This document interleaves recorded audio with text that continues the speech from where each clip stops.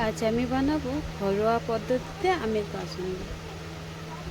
প্রথমে আমি আমটাকে ভালো করে ঝুড়ে নিয়েছিলাম, দিয়ে আমি জল ঝরতে দিয়েছিলাম। এরপরে নিয়ে নেব সাদা সর্ষে, কালো সর্ষে, শুকনো লঙ্কা। আমি 2 রকমই সর্ষে দিয়েছি। আপনারা চাইলে একটাতেও করতে পারেন, কিংবা দুটোতেই করতে পারেন। দুটোতে করলে ভালো লাগে। তারপরে আমি শুকনো কড়াইতে লঙ্কাগুলো আগে ভালো করে ভেজে নেব। একটু লাল লাল হয়ে গেলেই আমি তারপরে লঙ্কাগুলোকে তুলে নেব।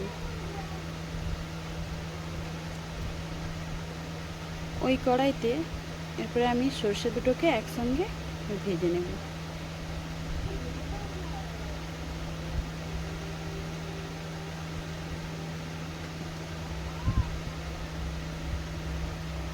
সর্ষে দুটো আমার যখনই একটু ফটফট করবে তখনই ভাববেন হয়ে গেছে সর্ষেটি।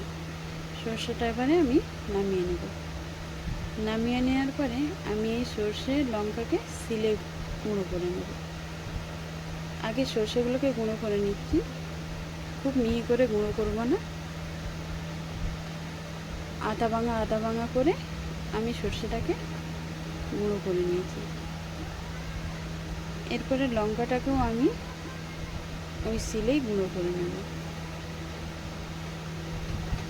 একবারে মিহি করে গুঁড়ো করব না,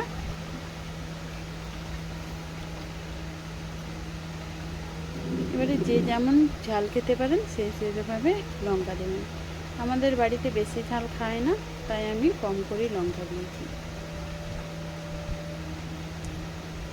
আমার হয়ে গেছে বাটা। তারপরে আমি একটা কড়াইতে কুচনো আমগুলোকে নিয়ে নেব। নেওয়ার পরে একে একে সর্ষে গুঁড়োগুলো দিয়ে দেব।